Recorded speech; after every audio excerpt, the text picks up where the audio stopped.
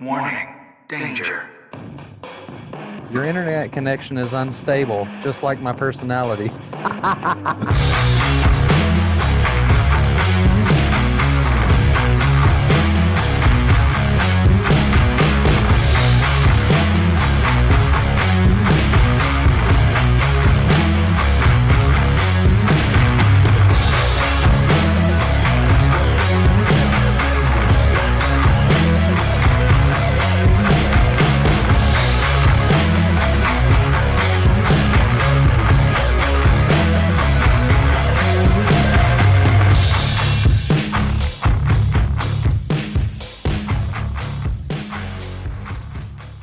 It's all right. It happens.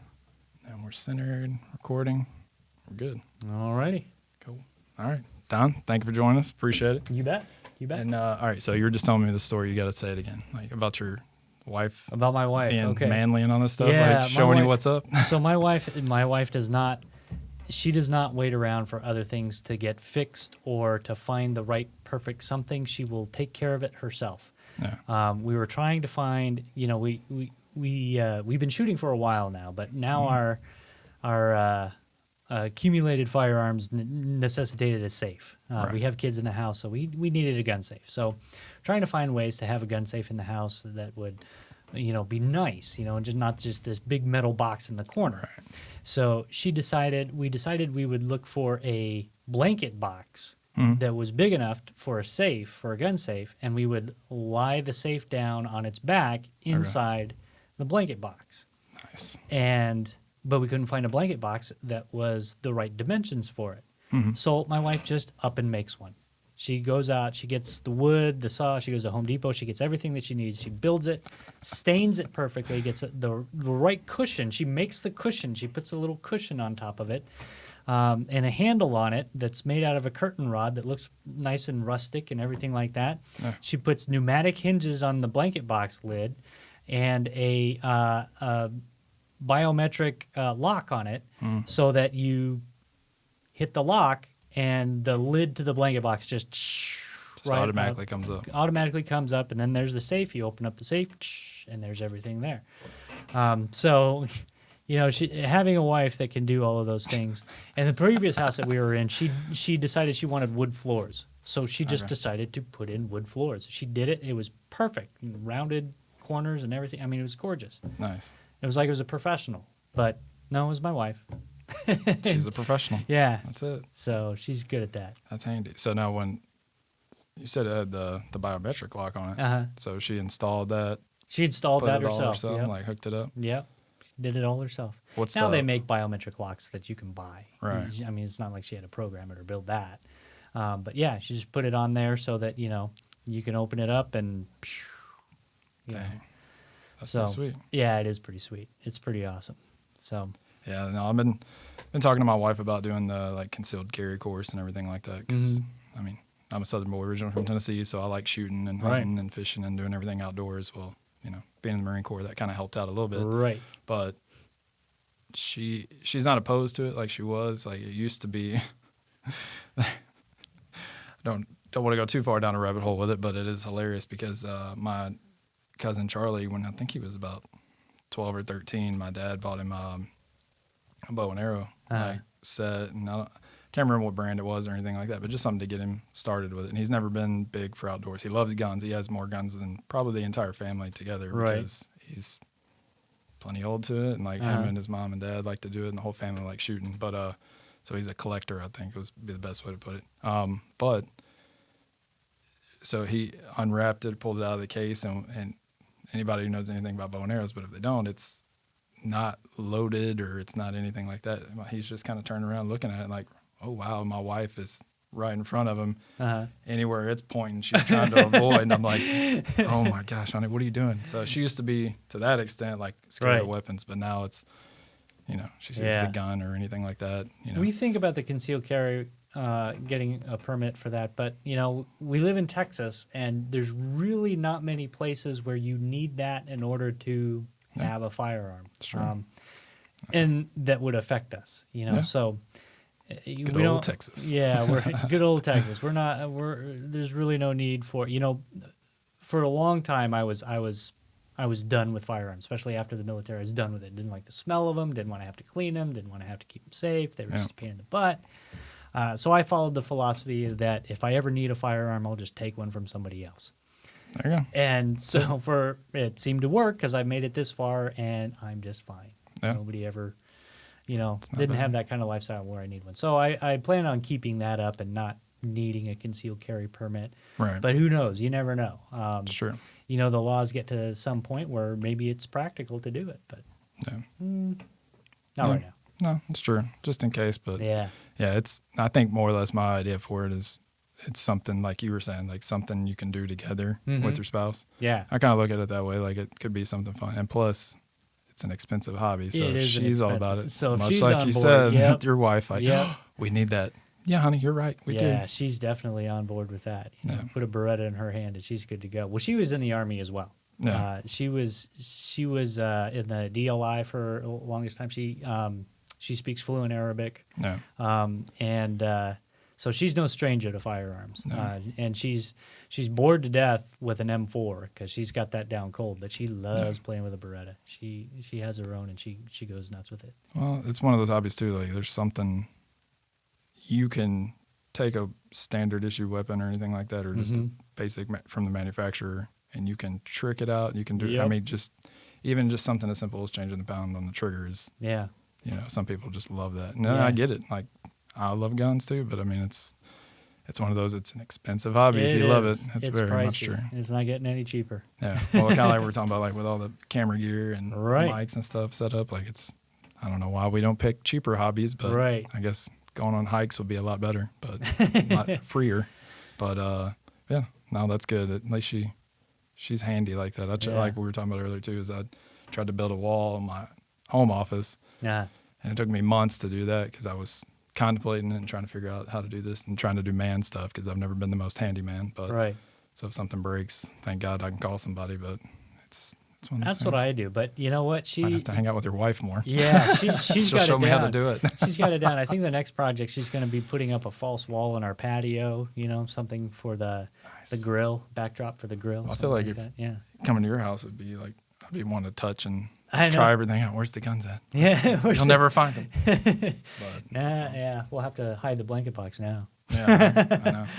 I'd be like, can you just touch it for me real quick? I don't have the right fingerprint. Or if you see me taping your fingerprint, don't worry about it. Right. So, Exactly. I just want to play with the guns. That's the tell. Mm-hmm. No, she's great. She's wonderful, and it being a veteran and marrying a veteran, it really you're on the same page. That wavelength is really there, and she gets it. Oh, yeah.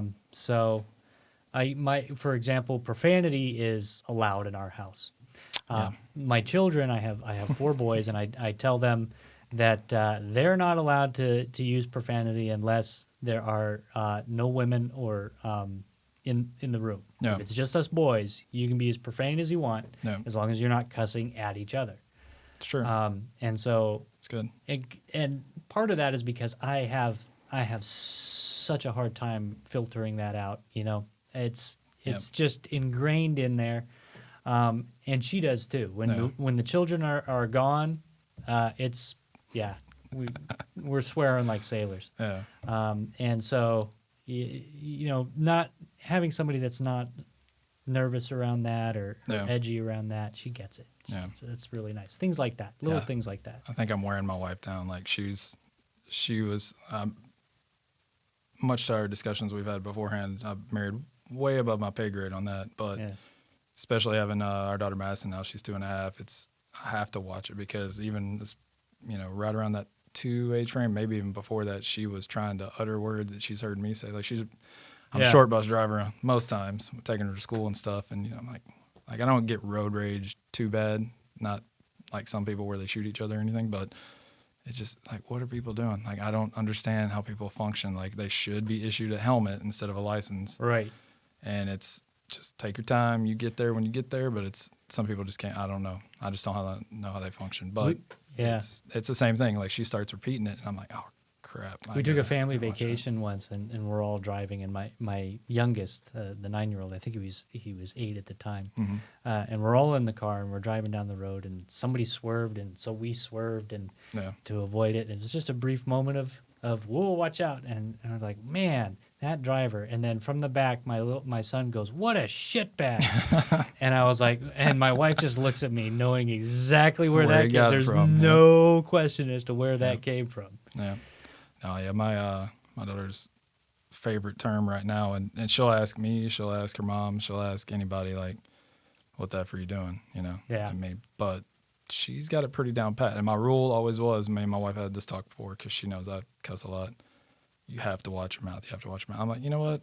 I get it. Madison's going to pick up. I'd rather her hear it from me than, you know, Right. the kids at school or whatever that she's going to learn there. But it was, if she uses it in the right context, I won't be mad at her. I just can't do it. Yeah, especially if it's creative. yeah. Yeah, you're good. You're fine. Yeah. I'm not going to get mad. Well, now it's bad enough to where I guess she's heard me say it enough since she was born. Yeah. Like if we're driving and like there's just a bump or like something like that. Bump she used to love, like 1, 2, 3 bump, and she'd but now it's she thinks it might be me braking for some Right. idiot more or less than anything. And she's like, what the fuck are you doing, Dad? And I'm like, don't say that. Don't say that. Like the first time she did it was with me in the truck, and I was like, thank God her mom's not here. Like I'm so much trouble when she does that. Right. And yeah, it's come full force now. So Yeah. now it's not only in the vehicle, it's at home, at the store, which that's funny when you're running through Target and you hear, what Right. the heck are you doing, Dad? I'm like, going this way, honey. Is that okay? She loves Target, so that's usually where we end up doing it. There you go. Seeing those offended mothers' eyes, like, Right. what did your kid just say? She used it the right way. We're good. Don't worry about it. But yeah, Mom gets onto me a lot. I'm in trouble a lot for that. But now, all right. So actually, I guess we should establish some kind of basic. So you're a Navy Okay. veteran. I am a Navy veteran. Yeah. I did 5 years in the Navy submarines. I was what they call a Nav ET. So in the Navy, obviously they have they call them rates, your job specialties. For submarines, they combined 3 rates, the electronics technician, the quartermaster, and the interior communications specialist all into one, and they call them a Nav ET. It's very specific to submarines, and consequently, it's a lot of knowledge to squeeze into one rate, so you have people who specialize. Yeah. So you're either ET heavy, you're either electronics technician heavy, or you're quartermaster heavy. So Because those are the specialties. 2 big ones. Mhm. Okay, gotcha. And I was quartermaster heavy. I loved being on the plot. I loved navigating. It was awesome. It was like Yeah. surfing a rocket ship. I mean, it was awesome.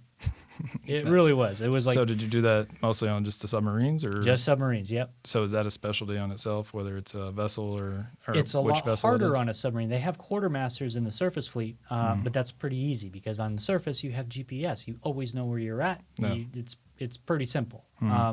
Submarines is a whole different story. You have no external reference points. You Right. have to, sometimes you can use bathymetric navigation. Sometimes you're lucky enough to be in a position where you can stick the periscope out and get a GPS signal. But barring that, it's just math and gut instinct that's telling you where you're at. So it's like going in a closet and trying to figure out where you're at. Yeah. I assume. Okay, that's Well, cool. if that closet was as big as the Pacific Ocean, yeah. You used a lot of big words there. I'm trying to Yeah. like, okay, sounds It's tricky. Time, speed, distance. That's pretty much how you figure out where you're at. Except, good. Right. it's the difference between that and land navigation is that the land stays still. Yeah. The ocean moves.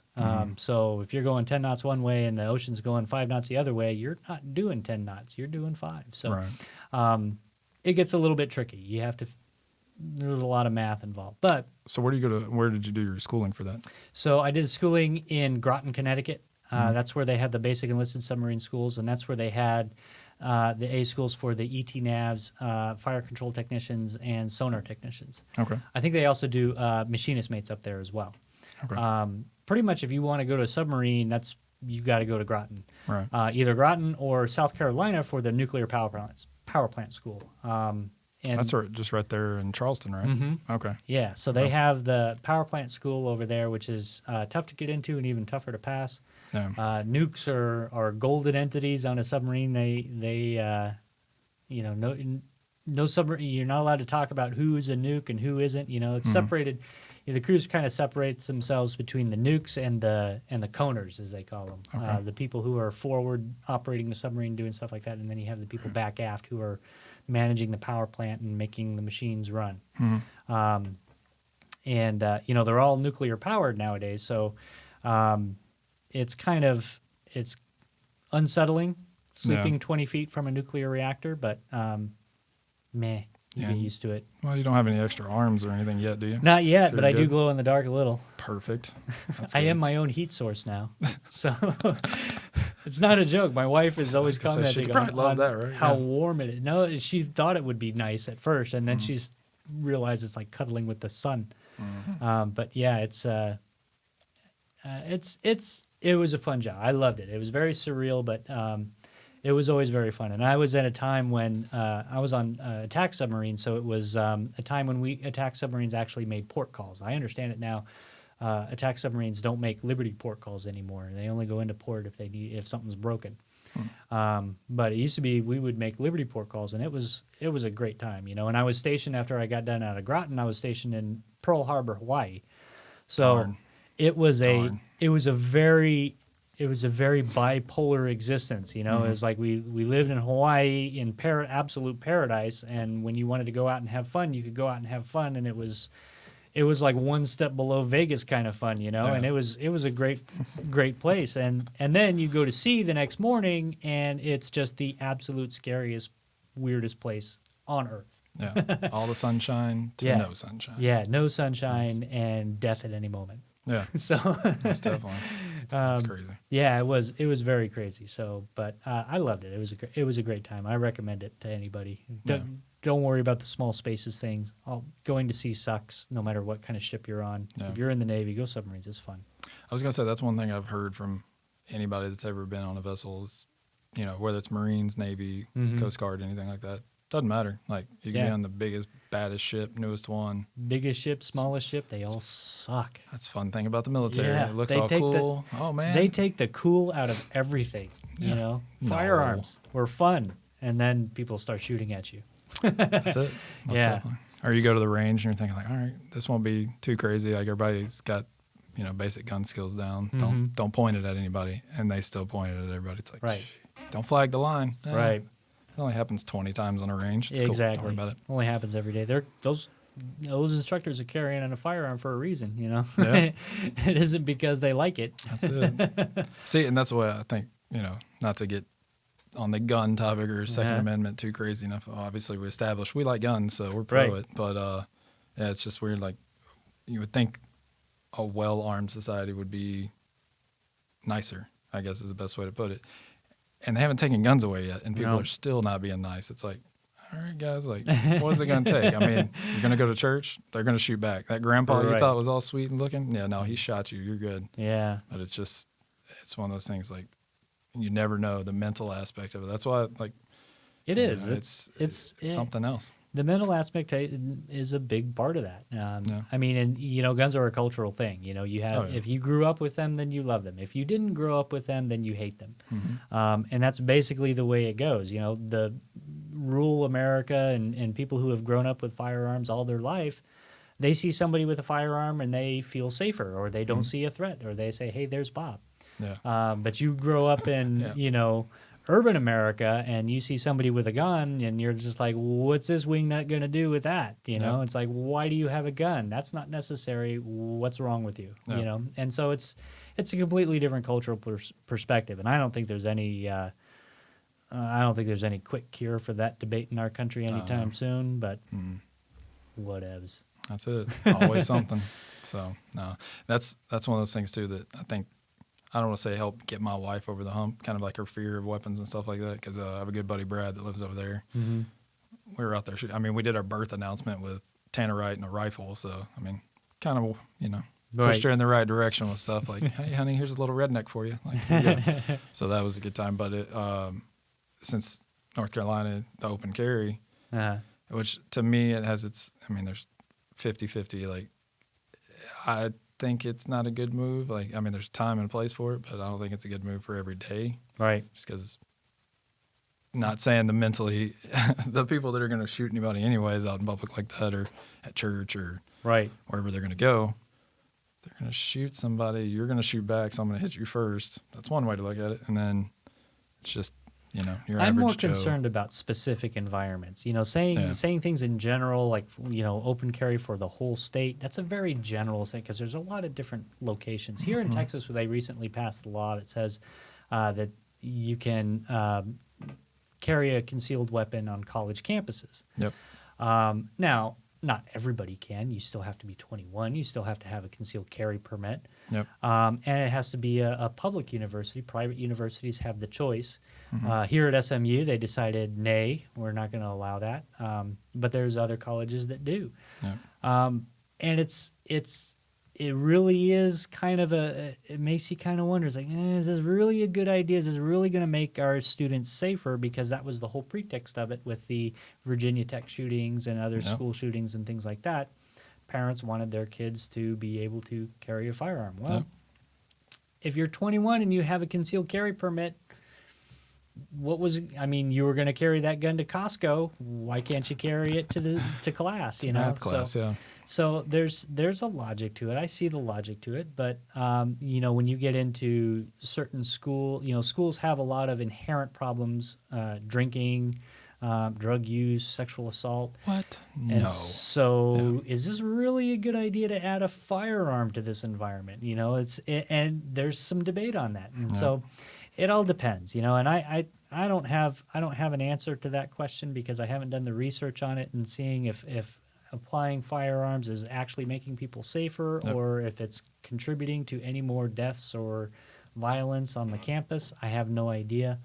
But, I think that it's up to the university to decide whether or not that's okay. SMU did that, and they were just like, no, that wouldn't go over well here at all. Yeah. We have residential requirements for our students, but that wouldn't affect them because they would be too young to have a concealed carry permit. So that's where it lands here. That's it. I would take college parties to a different level, that's for sure. Right, exactly. Or Doing tailgates. shots. Yeah, tailgates. Takes on a whole new meaning. Well, that's what I always thought whenever we moved to Texas. It was going to be, everybody has this image in their mind of cowboys and the Wild West and stuff. And in some parts it still is, but for the most part, like, say the DFW area, it's getting suburbanized. And, you can still see a Longhorn every now and then, which was weird because we lived in Legacy West in those apartments over there right by that new complex they're building. And right across the street was a Longhorn pen. There's like half a dozen of them or more, depending on which ones weren't hiding. But it was like, okay, all right, we're in Texas. Yeah, that sounds right. But then, it's concrete jungle. So it's kind of a different take, but at the same time, it's still Texas. It's Texas, and it's a cultural environment all on its own. So, it's where the South meets the Southwest.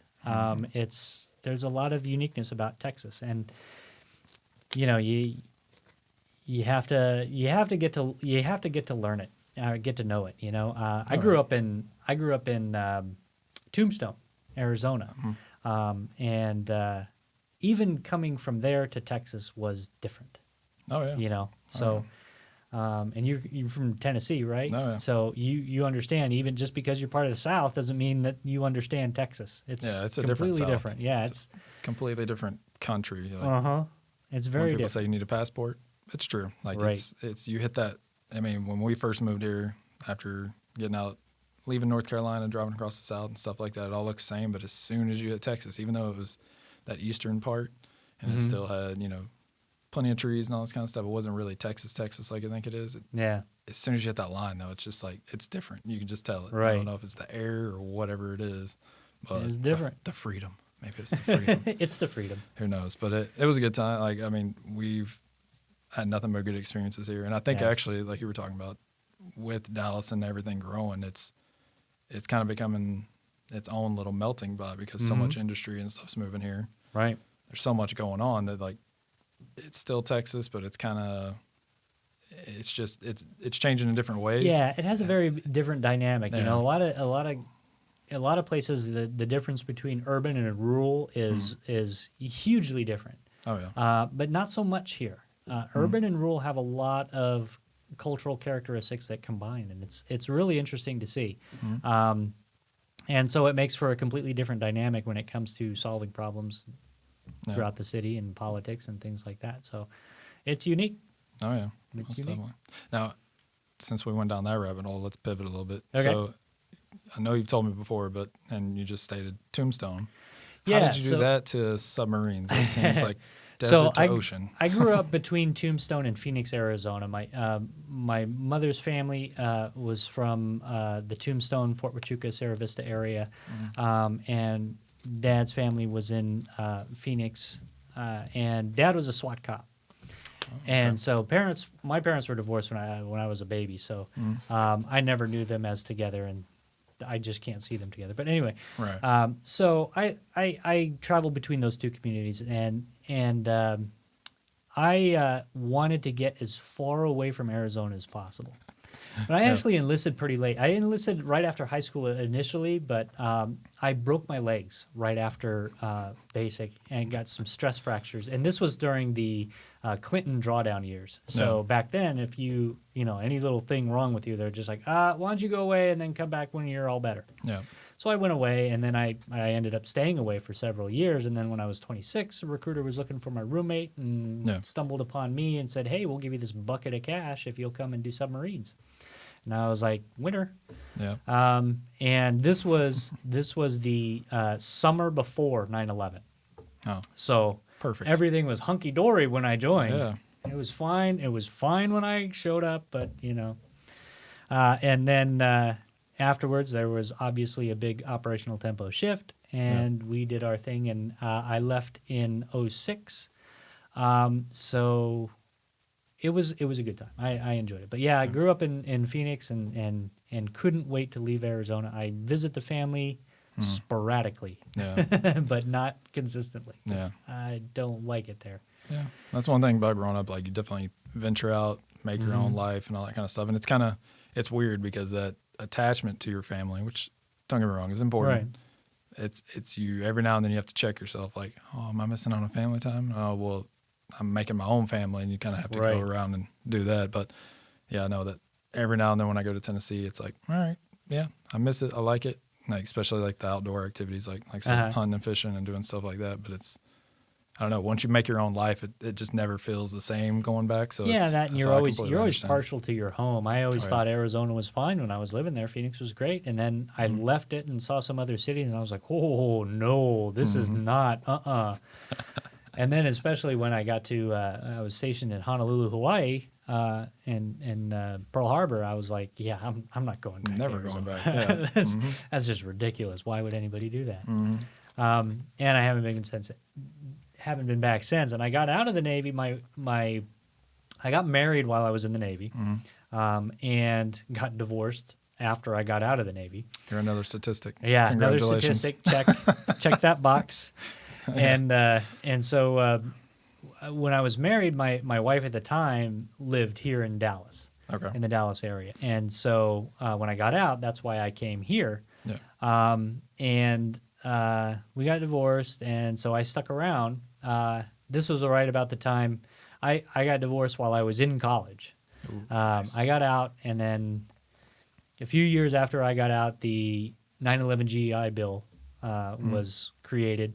And I got the letter in the mail from the VA saying, this is the new GI Bill, and you're eligible. And I looked at it, and I said, well, I guess I'm out of excuses. I'm going to school. Yeah.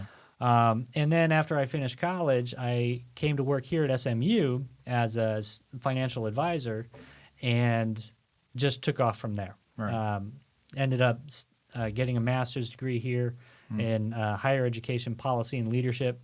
And I focused that on veteran services and how to affect the veteran student community in different colleges and atmospheres. Right. And now I'm the assistant director of student financial operations here, and I love it. It's a great school. Good. Yeah. No, that's good. I'm finishing up my MBA, and I don't think I'm going to change what I do. No. I'll probably be doing much the same thing. Now, this is your third degree? Is that correct? Second master's? This will be my second master's, third college degree, yeah. So when you initially started, did you start at SMU? No, I started at UT Arlington. Okay. Gotcha. Yeah, I didn't even look at SMU, and that was one of the issues with the GI Bill and private colleges. The GI Bill is designed for public four-year institutions. Right. So if you're going to anything other than that, there's some tweaks there, and you need to be aware of how they affect things. Even if you're going to a community college versus a 4-year. Yep. But definitely if you're going to a private school, especially if that private school costs more than what the GI Bill will pay, there's all the little tools and scholarship pieces that you need to make sure are lined up. Yep. Otherwise, you could be paying out of pocket when you thought that your GI Bill covered everything. Yep. Yeah, we've had quite a few surprises on that. So. Oh yeah. Thank God for the yellow ribbon. The That's yellow for sure. ribbon, yes. And the yellow ribbon is a really good, I mean, it's an awesome tool. For anybody that doesn't know, the yellow ribbon is a cost-sharing scholarship. And basically what it is it's 50% paid by the school and 50% paid by the Department of Veterans Affairs. Yep. So it's all up to, it's a matching program. So whatever the school will put in for their for their yellow ribbon scholarships, the VA will match it. Right. So it's up to the school to determine how much for each student they will contribute and how many students will get that scholarship. Right. So you have different levels of scholarship, and each school within a university does its own scholarship program for the yellow ribbon. So, for example, the university itself will handle undergraduates. Some schools have unlimited number of yellow ribbon spots or scholarships, but they will only cover so much. Right. Some are unlimited in the amount, and some are in some will pay everything, but only have so many yellow ribbon scholarships. Yep. Here at SMU, they only have 50 yellow ribbon scholarships, but they pay everything. It covers everything. Yep. But if you go over to the,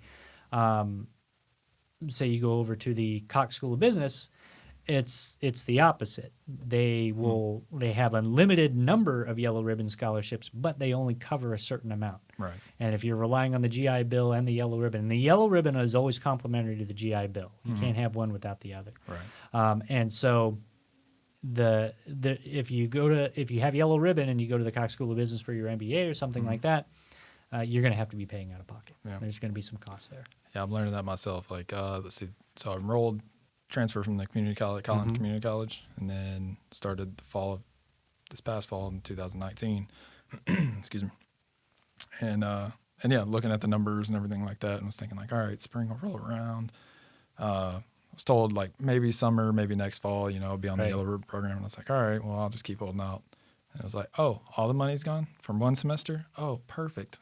Like, this is great. So it's a good thing and a bad thing, because for a while I've been wanting to start this up. Like, this is the first recording for a podcast. I did another one. I have another podcast I do, and I've only done one for that, but I was procrastinating and doing all this kind of stuff. And it's like, do you want to spend $25,000 this year? No. Okay, sweet.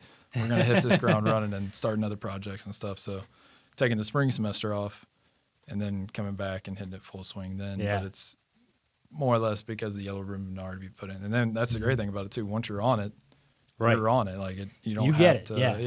As long as you have benefits left, you're good. As long as you got GI Bill benefits left, you're good. And here in Texas, we also have the other scholarship. Gosh, now it's slipping my brain because we don't use it here at SMU. It's only for public schools. That's right. I'm trying to think of it. I can't think of the name of it. It's going to pop into my head here in a second anyway. Right. But it's random. But SMU is a private school, so it doesn't.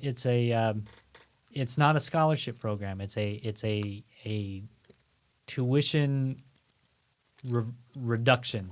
Or basically what it is a school cannot charge you tuition if you're on this program. Right. If you're a veteran and you're eligible, the school cannot charge you tuition for college. So it's gonna drive me nuts. I'm gonna look it up. Yeah, go ahead and look it up. It's one of those things where you don't use it that much and it slips your brain. I can tell you all the rules about it, but for some reason the name is slipping my head.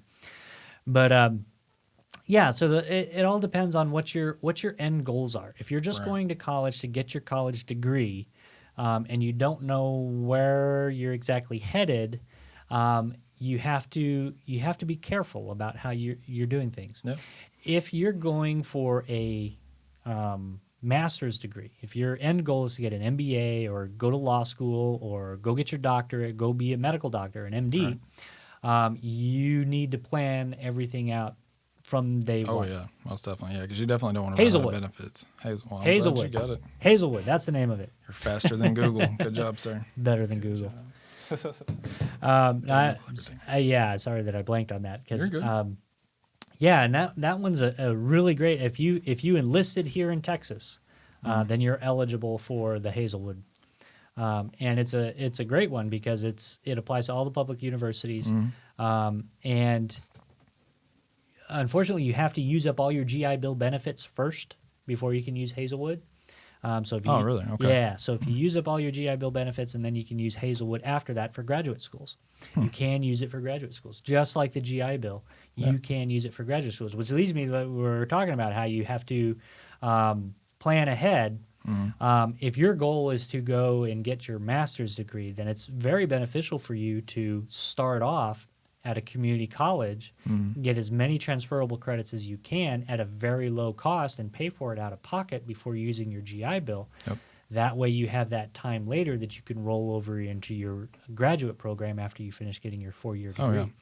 And then we also have Voc Rehab. Voc Rehab is a completely different system. That's a vocational system or vocational benefit, and not seen by the VA as an educational benefit. Right. So you kind of have to. I don't want to say you kind of have to convince the VA that this is what you need. Okay. Well, we had a student here, and this is always the example that I give. We had a student here who was an Air Force mechanic. He actually started on the GI Bill. He had his disability rating from the VA, but he held off on transferring to Voc Rehab. Okay. He was finishing up his degree, and then his basic argument to the VA was, I used to be an aircraft mechanic, but I was disabled during my service, so I can no longer be an aircraft mechanic. I need a job that's more sedentary. I need to be a lawyer. Last year, he graduated from SMU Law School, paid completely by vocational rehab. Heck yeah. That's awesome. So that's how that works. So you kind of have to make the argument to the VA that where you're at is where you should be, and they should pay for it. Now, the downside to Voc Rehab is that sometimes they can tell you, hey, this school is too expensive. You need to go to this other school where you can get the exact same degree. So if you're getting an English degree at SMU and you decide you're going to use Voc Rehab, they may say, no, you can go over and get that over at UNT, or you can go get that at UT Arlington or someplace else. It's much cheaper. Wow. So you got to be careful when you go into Voc Rehab because you lose a little bit of your choices as far as what the VA will pay for. But what they do pay for is complete. Like you can't rent books when you're on Voc Rehab. You have to buy them because they won't pay they won't pay for renting books. It's a different stipend system and everything like that. Yeah, it's completely different. Okay. They don't have the stipend because and in fact it's better because they pay for all your books.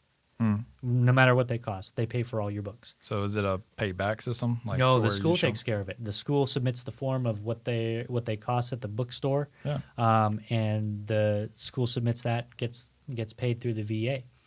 So the student doesn't have to do anything. The student just rolls into the registrar's office and says, I need this book, this book, this book, and this book. And they say, okay. And they give you a form to go to the bookstore. You get it. You walk out. You can't rent them. You can't. And they're yours. You can sell them later if you want. So there you go. That's why Facebook Marketplace exists. Yeah. We had one student that was able to get, he was a engineering student. And he was able to get a laptop because he needed a laptop for class, and VA bought him a laptop.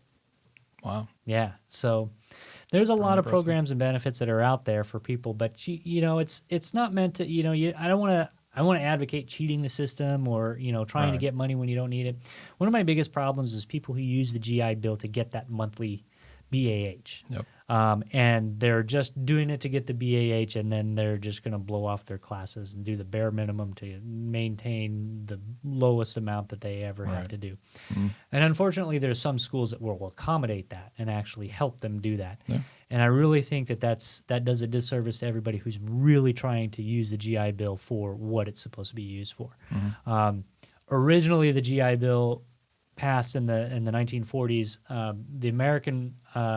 The American Legion looked at it as the reason you need to have an education benefits for returning veterans is that they took time out of their life to serve. Now it's not a benefit. Their perspective is that they took time out of their natural progression in their career advancement in the progression of their what do you want to call it, career progression or Or just life in general. Yeah. life in general, right? Yeah. So an average person who doesn't enlist in the military has a natural progression in their life. They took time out of that to serve their country. Right. It makes sense to make sure to ensure that they go back to their fullest possible potential. Oh yeah. And it's beneficial not just to the veteran, it's beneficial to society to do that, Right. to make sure that when they come back that they are fit back into their natural progression. Mm-hmm. So that's what it's there for. That's kind of the underlying, motive behind it. It's not an entitlement. Right. We don't get it because we served. We get it because it's better for everybody if we go back and we do this and get our college degree and return back into society as better producing people. And I will always say that veterans have, of any student demographic, veterans have the most potential, I think, of students. And I'm sure I'm biased in that. But no, we've talked about that to an extent. I mean, I didn't realize it either until probably a year removed from service, that I'd built a network that I could still benefit from and tap into. Right. For whether it was just run an idea by them or ask their advice or this, that, and the other. And it didn't have to necessarily be my elders or my seniors. Mm-hmm.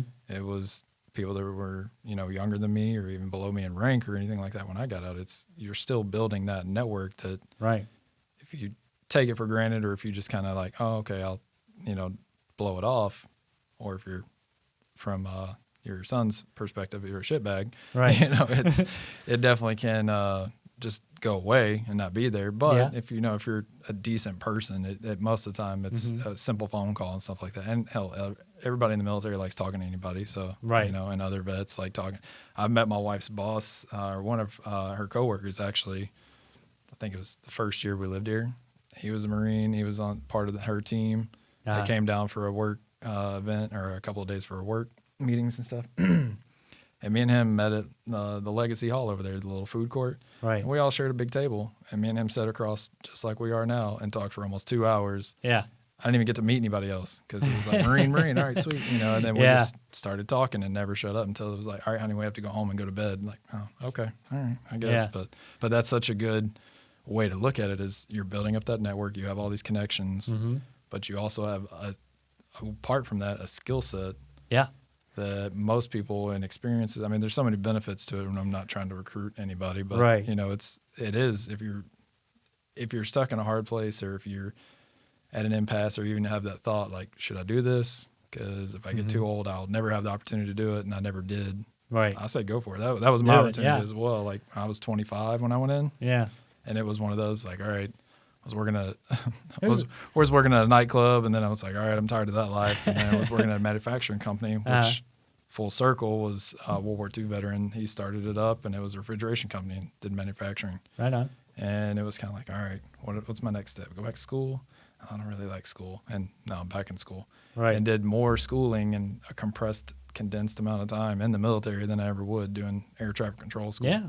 It's like, what? Okay, I didn't think I was going to have to do this, but it was for a purpose and much more, Yeah. I guess, narrowed down. Yeah, So it and you made it know a lot what? easier. The military life is a better fit for a lot of people when they're coming out of high Oh, yeah. school. It was a better fit for me, and I honestly don't think that I would have been as good at college as I have been if I had gone right after high school. Oh, yeah. There's a lot of that. There's a lot of that we talk about self-discipline and things like that in the military as though, it's no big deal, but you really see the absence of self-discipline in people, and it's very very evident when they don't have it. And the biggest trait that every veteran has is operational tempo. Mm-hmm. It doesn't matter which branch you were in or what you did. You went through boot camp. You had to go through something like the Crucible or battle stations or Right. I don't know what the Army and Air Force does. They do something, I'm sure. Yeah. But you have to find that fifth gear, and you Right. really have Your to wife's push going to kick through your it. ass for that I statement know later. she's, I'm just she's saying. gonna kick my ass anyway. That's all right. And speaking another language, so you're Right, just gonna she'll be do it in another confused language hurt, and with like, power tools. So that's it. and so yeah, so we have that fifth gear. We know how to find that fifth gear in us and really push through. Right. And I'm sure you felt it while you're going to school, is that you've had a test coming. It's, you're not sure if you're prepared for it. So what do? You sit down and you go nuts. You pull an all-nighter, you're studying, you're going nuts, looking at this and that, and you know how to push your way through it. Oh yeah. And so we do have a lot of benefits. We have a lot of barriers too. Veterans have barriers in higher education because of our service, particularly, the traditional veteran that went in after high school, got out, and now wants to go to college. There's nothing wrong with that, but most higher education institutions weren't designed for that. They're working, a lot of them, especially the publics, because the publics are getting most of the GI Bill. Right. Most of the publics are adapting to it and making sure that it works. The three big barriers that they always say, and these are broad, generally speaking. One is social structure.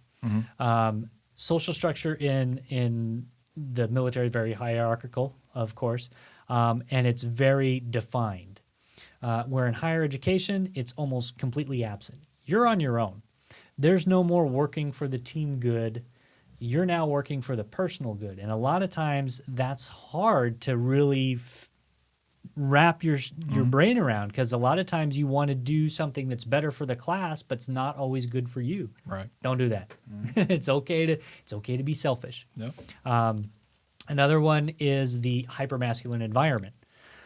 Military is very hypermasculine, but you get into higher education, not so much. It's actually very frowned upon, and so there's a big adjustment there. So understanding that difference is very important. Yep. And the third barrier is how we relate to the other people around us. It kind of gets back to that social structure again, but The toughest part. the toughest part that most veterans have is relating to the non-veteran. And here's the simple truth of the matter. There's not going to be an environment that's perfectly suited for the veteran mentality, except for the military. Yep. It doesn't exist out here. People try to replicate it if they want to, but it's not going to work. What's important for veterans who are going into higher education to learn is you have to accept their differences, the non-veterans' differences, and learn about them. You have to learn what those differences are. You have to learn the pronouns. Yep. All the different Oh, we didn't pronouns. start the podcast with that. I'm sorry. Yeah. Did you want to do that now? No. Yeah, you got to learn everybody's pronouns, and it's important. And the reason why it's important is not just important because, from any sort of political or social aspect about it. It's important because it's important to them. And when you go out after college and you go into a supervisory position, you go into a management position, things of that nature, you're going to need to know how to manage people who think differently than the veteran. You're going to need to understand that perspective. Yep. So understand it, and not just understand it and accept it, but utilize it. Know how to communicate fluently and bring the most out of your employees, the people that you work with. Yep. And so that you're not constantly butting heads, because you can fight the power all you want and hit your head against a brick wall saying, I'm never going to listen to these millennials and these non-veterans and they don't know what they're talking about. You can hit your head against that wall all you want. The only person you're going to hurt is yourself. Yeah, so very true. It's important to understand those differences, accept them, and move on. Yeah, let's go with the flow. Yeah. As like you said, I think that was from my own personal experience. I think that was, I was air traffic control. I was a pogue. I mean, yes, there's aspects of it that were hard. I mean, it's military service, so you're going to have training schedules and different things, oh man, I had a Monday through Friday job. Yeah. Haters, you're welcome. But it was weekends off. That was luck of the draw. There was plenty of other air traffic controllers that didn't have that aspect, and I never had to deploy. And I was kind of grateful and not grateful at the same time. I joined expecting and having the mindset that I was going to deploy. And in a way, I thought I missed out.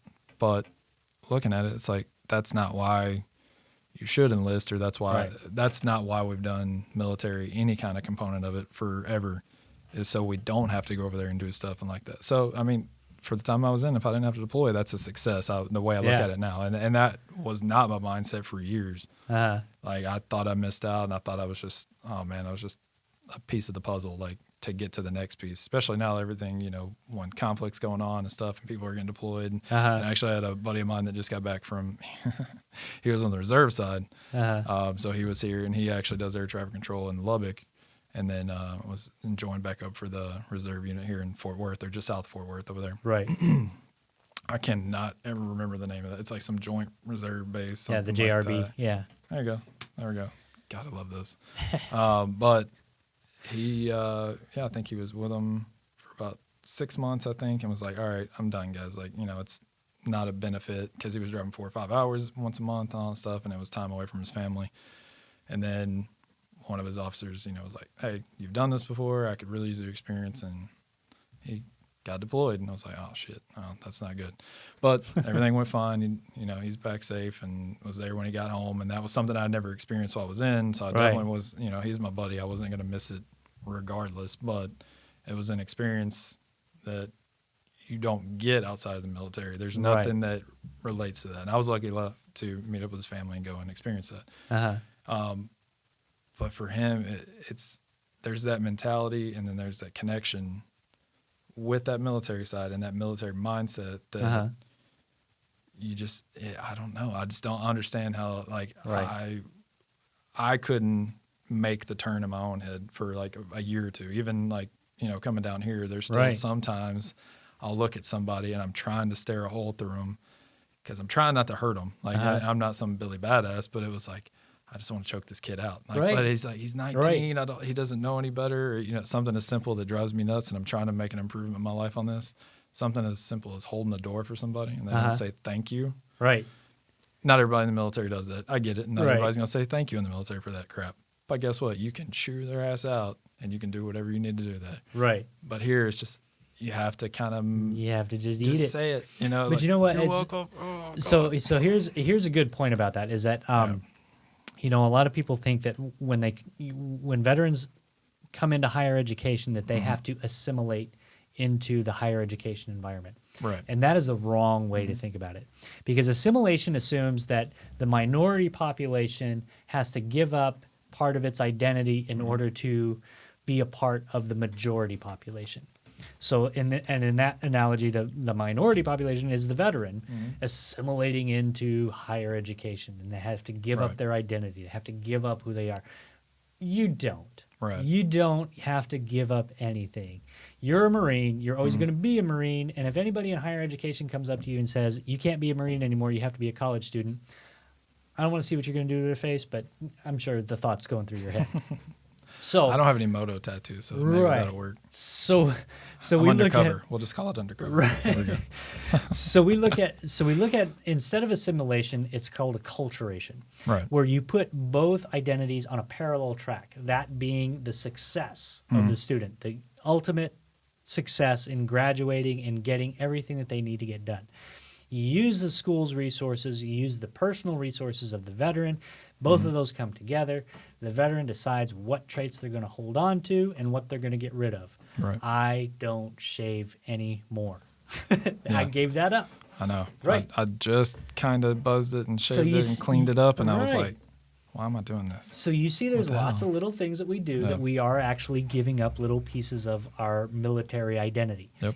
But the military is always going to be a part of our personal identity. And this is what I was talking about, how schools are not always equipped to handle the differences between veterans and traditional students, because that time period between 18 and 22, that's a part. There's a part of your personal identity development that's happening there for all human beings. Part of your personal identity is being shaped during that time. For us, we went off into the military, and it was shaped by that experience. For the traditional college students, they're coming here, and it's being shaped by the college. This is why you have people that are diehard fans of their college and always will be for the rest of their lives, because that personal identity structure happened here on a college campus. Fraternities, they utilize this all the time. There are people who are grown adults with kids, and they still are a part of their fraternity. Yep. You know what I'm saying? Mm-hmm. So that identity structure happens for us. And it doesn't mean that you have to give up any of that identity to go to college. Right. You just have to learn a new thing. Mm-hmm. And one of the biggest things about college that a lot of veterans don't understand is that you're learning differently. You're learning when we were in the military, when we had to learn something, whether it was how to operate your rifle or how to operate a new computer terminal or a piece of equipment, you learned through rote memorization, the learn, do, teach method. Mm-hmm. You read a tech manual backwards and forwards. Somebody showed you how to do it, and then you showed somebody else how to do it later. Yep. And it wasn't until you showed somebody else how to do it later that you were considered an expert at it. Right. Because that's the learn, do, teach method, and it's based on rote memorization. Mm-hmm. There's nothing like that in higher education. Higher education doesn't work that way. No. Now it's here's a concept, go learn it. And Yeah. you're like, what do you want from me? What do you want me to do? Mm-hmm. You know, there's a lot of that. Because again, going back to that barriers, there's no structure in that. Right. It's very structureless. Go learn it. Go read some stuff. Go reference some stuff. Go learn it. Yeah. And it's supposed to get you to think about it in a more broad term. Oh, yeah. If we just tell everybody what we want them to learn in order to get a bachelor's degree and say, here's these 5 books, go memorize them and you can have your degree.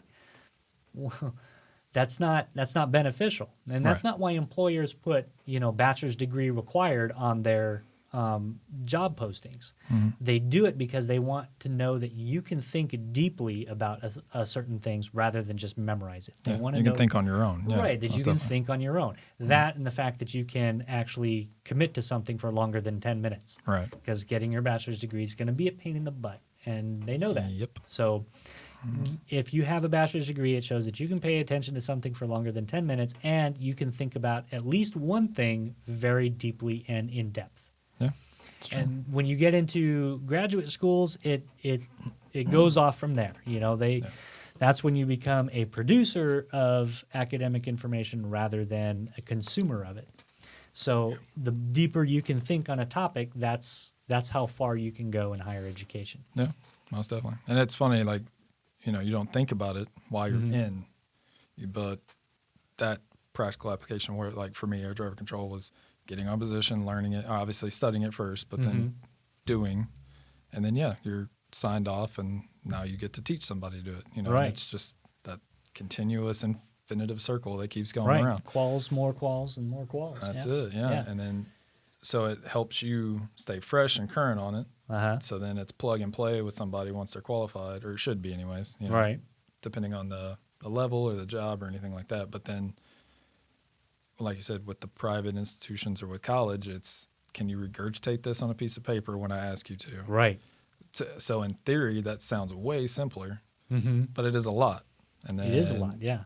It's just a different time frame, and it's a different, I guess, And it's turnover rate whenever it's military versus school. right, and it's something that we're not comfortable with. It's a completely different learning, and so again, we learned rote memorization and learn, do, teach method during that period in our personal development. So if we're ever faced with that again, where somebody says, okay, you have different levels of professors. Some professors have great, big, long, in-depth papers that you have to write, and some will actually give you a quiz. Aren't you so lucky as to have a quiz, because all you have to do is reference the material that they're talking about in the quiz and then throw it up on the quiz and show that you have memorized it. That's great. But that happens less and less as you progress through college. Yep. Especially when, a lot of people don't understand that your first couple of years, the difficulty level and the critical thinking expected of a student is a lot less than in your junior and senior years. Right. It does progressively get more difficult. Your junior and senior classes, you're going to be writing. If writing scares you, you need to learn more about writing. And I think this is one of the things that community colleges can do a lot to do is not just mathematics skills, preparing students for mathematics skills, but teaching them how to write in academic styles. Because writing academically it's not creative writing, it's not pretty, it's not entertaining, because it's not supposed to be. Right. You're not trying to do an attention grabber. You're supposed to make an argument and support that argument, and that's it. Yep. It doesn't have to be wistful. It doesn't have to be flowery. In fact, if it is wistful and flowery, you'll get points off, Right. because that's not supporting your argument. Yeah. So community colleges, I think, could do a lot to explain and especially student veterans, what's expected of them in critical thinking skills and how to write and communicate through writing, especially, because that's one thing that, for the most part, we missed out on in the military. Nobody asked us to write a 10-page paper on. No, you just had to do some weird formatting for Right. promotions, and Yeah, it's like we used the 18th century English language to type it up, and it's like, am I talking in third person or fourth person? right. Do I break the fourth wall? No. Oh, okay. How am I supposed to write this up? All Right. So, That never really happened for us. So we missed out on that boat. So a lot of veterans have a lot of issues with writing, and then the higher mathematics skills. For most colleges and universities, there's that one filter mathematics class. Here at SMU, it's Cal 2, and if you're not comfortable with higher mathematics, you need to get there, because it's going to hit you like a brick wall. yeah. Especially today's society. I mean, everything's so technical. Yep. Unless It's not you're going anywhere. Unless you're doing something like this, like where I can point and shoot a camera. I mean, it's more technical. Yeah. But at the same time, I don't have to know schematically or systematically how, if I hit this button and then it's recording now, what's going in between there. I don't need to know that unless I go into that field, or like you were saying with mathematics, everything's tech, cyber, everything like that. So you got to know. And you never know where things are going to end up. My original undergraduate degree, my bachelor's was in history and political science. I didn't need to know Cal 2. I didn't need to know any of that stuff. Right. So consequently, I did the bare minimum of mathematics and got my degree and got out of there. However, when I come back for my MBA, well, now I have to learn all these different formulas or return on investment and things like that. Go ahead and look up the formulas for some of those things, return on investments and future values of monies. I mean, they're pretty in depth. Yep. They're pretty big formulas, and so I had to relearn higher mathematics. I mean, I knew a little bit of trigonometry from my navigation days in the Navy, but that's about as far as it got. Yep. So yeah, I had to relearn a lot of that stuff. So, you maybe, if you're taking a shortcut early on, it may come back to bite you later, because you never know where you're going to end up. Yeah, and it all kind of, like you said, kind of goes in full circle, because if you want to take the easier route initially, and nothing wrong with that, that's great. And I'm never an advocate for, like, I'm 32 and I still don't know what the hell I want to do when I grow up. But having a general understanding of at least these courses, these classes, can transfer into various degree programs. Yeah. It's beautiful. It's key. Now, obviously, English language, math, all that stuff's going to transfer pretty easily. But once you start taking specialized courses for a particular degree program, one, the VA will be happier about that, because they always check, is this part of your degree program? Yes, it is. You have to validate that all the time. Right. But it's not wasted time, or, in a sense, wasted money as well, or benefits, because I did that kind of pivoting. I didn't waste any money because a lot of my stuff transferred, but there was some stuff that didn't transfer over depending on the institution exactly. So you might have to take a different course. It might technically be the exact same course, but it's just coded differently depending on the university and the school. Exactly. So you just got to be cautious of that. Yeah, that's a very big thing for students to, when you're going to a community college with the intention of eventually going to a 4-year university, you have to make sure that those classes are transferable. Yep. And what they do is, in order to determine that, is they look at the learning objectives. It doesn't matter what the title of the class is. If, Algebra 1 at a community college may not be Algebra 1 at the 4-year institution. Yep. Even though they have the exact same names, the learning objectives, if they're not exactly the same, then they won't transfer over.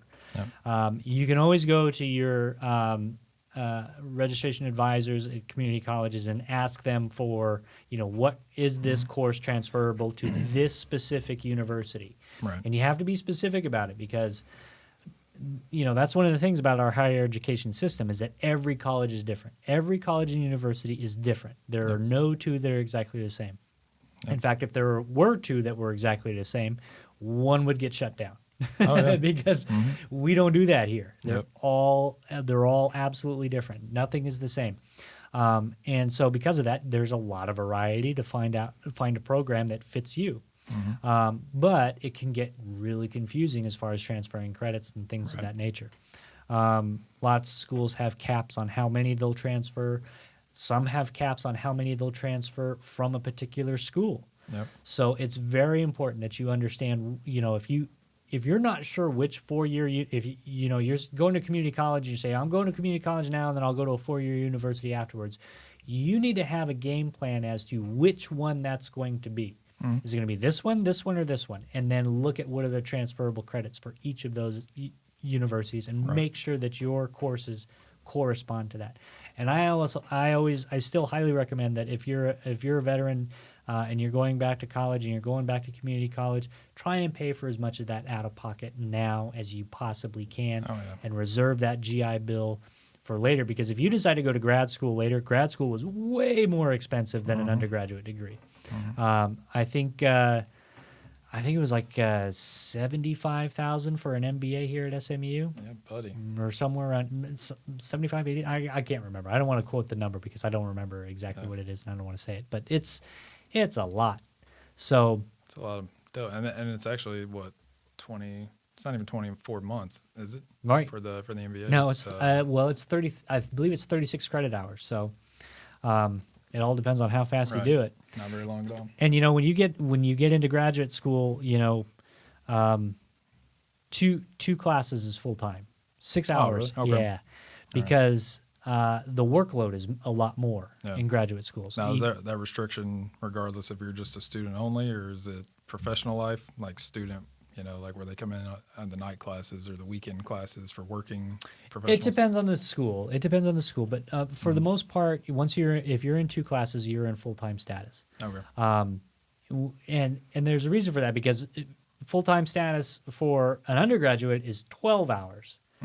For a graduate, it's half that, because you're doing twice the work for each one of those classes. Right. So remember that when you're getting ready to go back into graduate school, is that each one of those classes is going to be a tremendous amount more work. Oh, wow. There's a lot more research requirements because, again, now you're a producer of academic information, not just a consumer of it. You're way far away from rote memorization. Now, with your experience here at SMU, like for your degree, whenever you went for your master's, is it you still can do the summer courses and the Jan terms and all that stuff? It's specific. Is it just fall, spring? And that depends on the college that you go to. SMU had the classes that I was in for my master's degree here on campus that they were only offered at night because it was a degree program that was for people in higher education who worked in higher education and wanted to progress in higher education. Right. And so there's a lot more of that nowadays. I mean, for example, for the undergraduate students here at SMU, there are no night classes. Right. There's nothing at night. So completely different from a public university. But yeah, all our graduate schools now have evening classes because now you're looking at a different student demographic. Right. So, there was no Jan term. I think there was a summer course. I can't recall, but I don't think I took For the most part, there's no express condensed.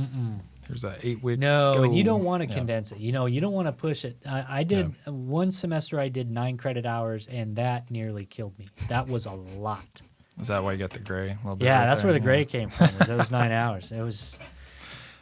I hear you. No, it's one of those. It's if you are doing the working professional kind of route where you're already full-time day, that can it's rough. Can be a lot. It's rough. I'm finishing up my second master's, and I did both of them while working, and it's something that not only you have to commit to, but your house has to commit to it too. Your kids have to be on board. Your wife has to be on board.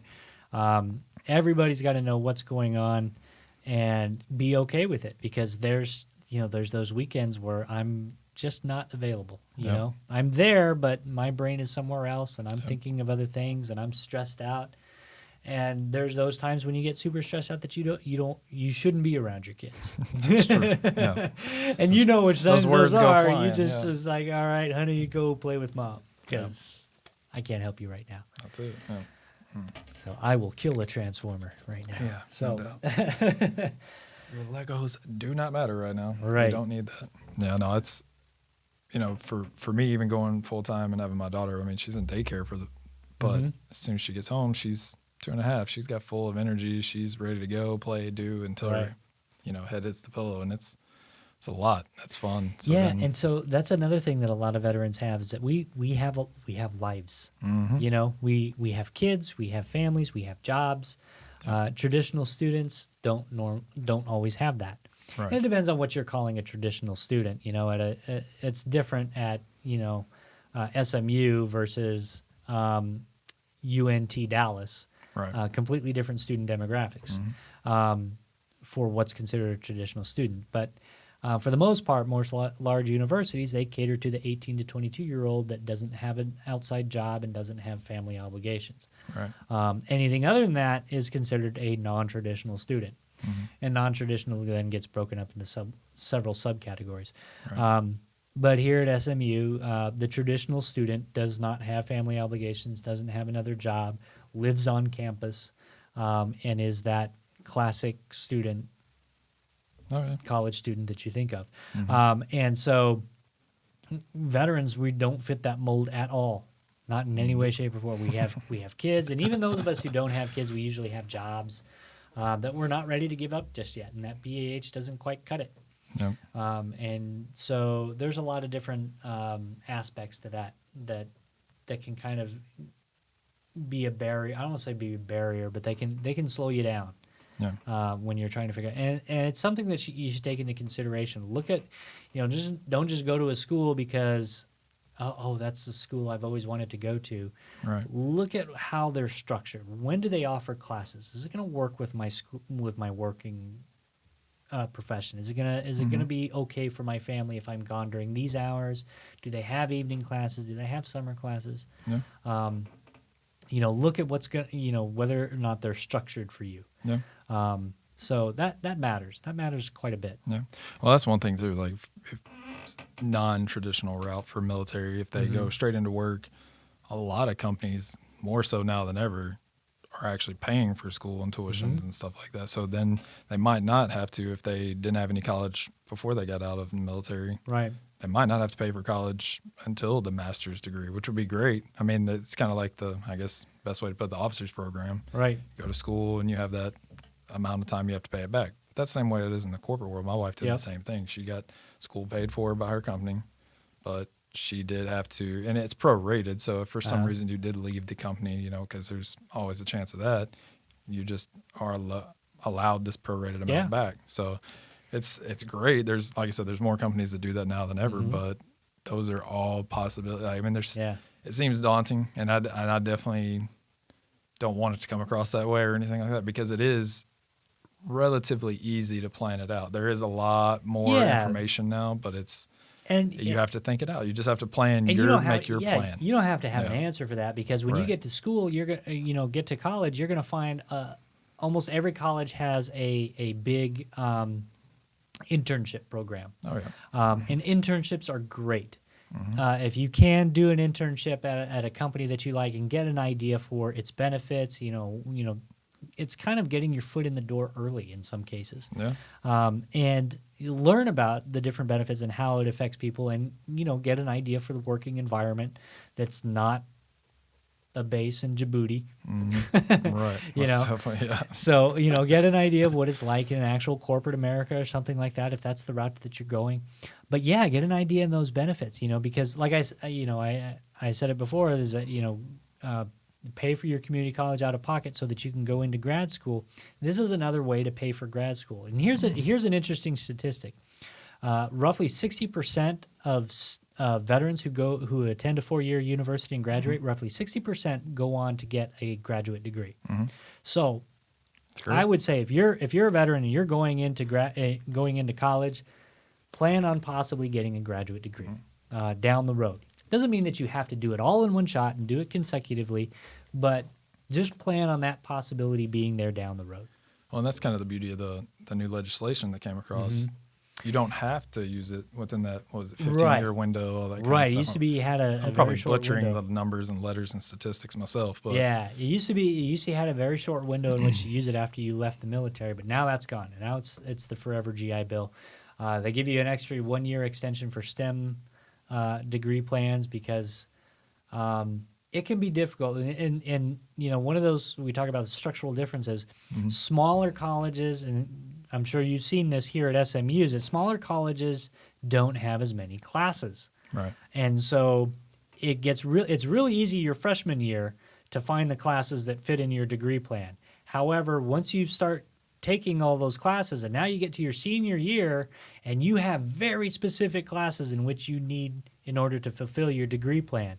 And if you don't get into those classes during that semester or during that year, you've got to come back another year. Well, GI Bill has a time limit on it.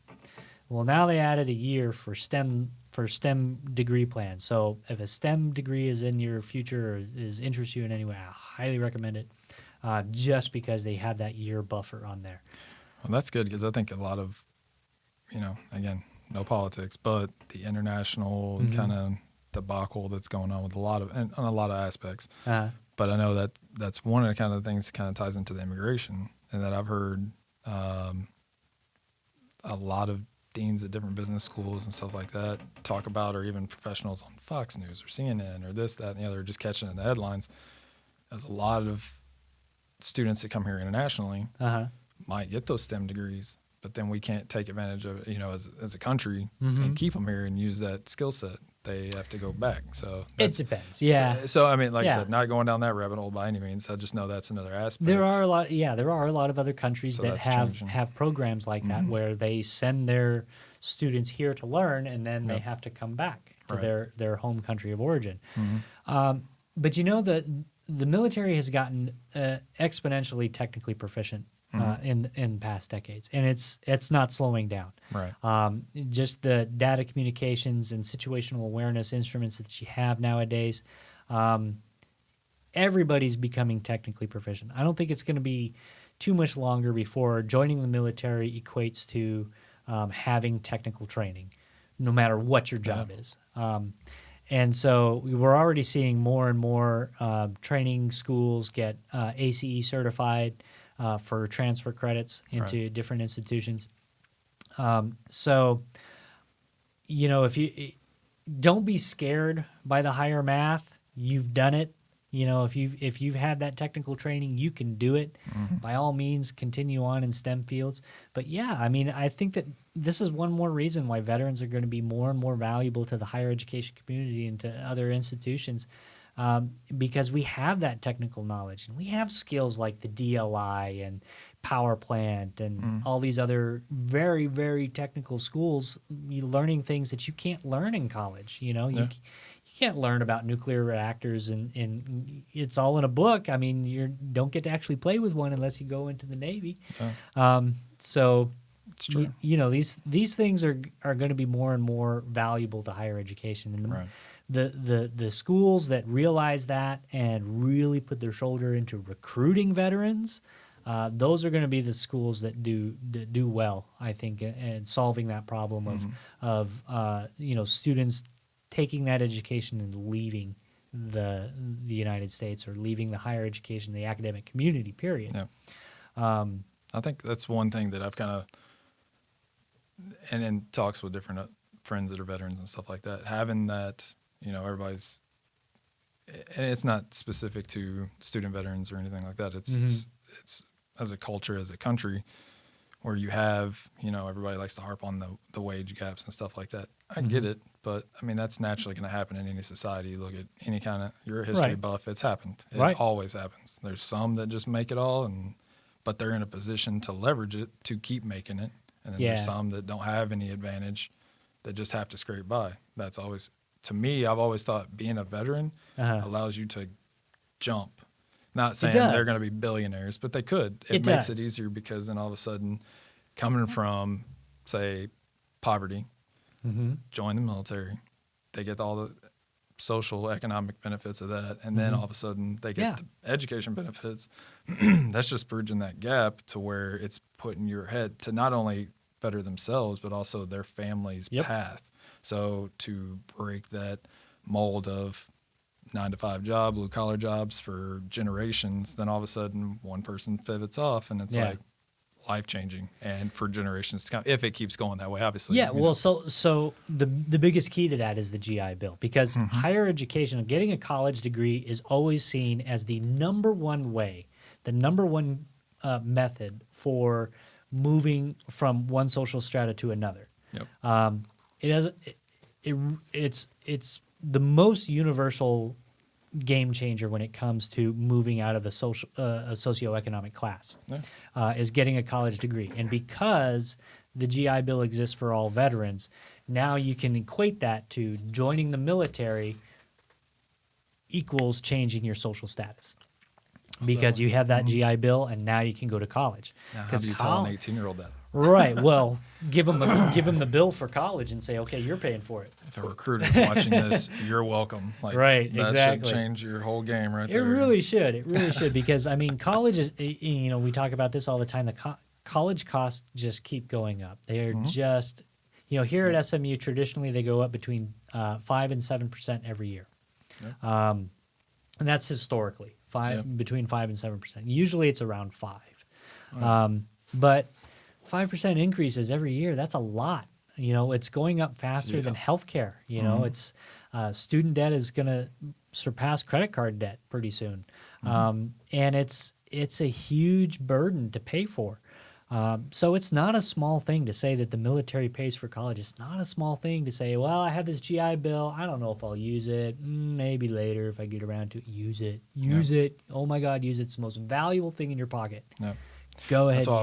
That's why I always kind of laugh, chuckle to myself, whatever it is, whenever, any kind of politician or whatever wants to bring up, oh, we should get rid of that or cut back on that and stuff. And that's like, I don't think anybody's simply set them down and explain, like, if you want to change the country and make it better, everybody needs to be successful. Okay, cool. So you want to take this demographic that did years of service for their country, signed up for it voluntarily, weren't drafted, did anything like that, not to daunt on that too much, but just, and then take that privilege away from, or that just the option to better themselves away from them. Okay, so now you want to make that divide even more. Okay, cool, sounds good. Yeah, and so that's one of those. That's another one of those things that I say that veterans can only make higher education better, because we have that sense of service. Yep. You can chalk it off and say that's just esprit de corps, or that's just a tagline that they put on their their mottos on their uniforms. No, we've actually done that. Yep. We've actually, and there's many environments in the military where if you're not part of a social community, a group community in which the benefits of the group outweigh the individual, yep. That you could die.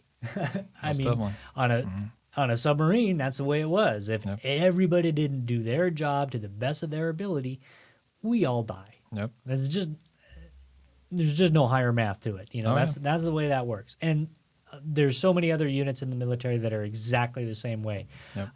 So we have that sense of service. We have that built into our personal identity.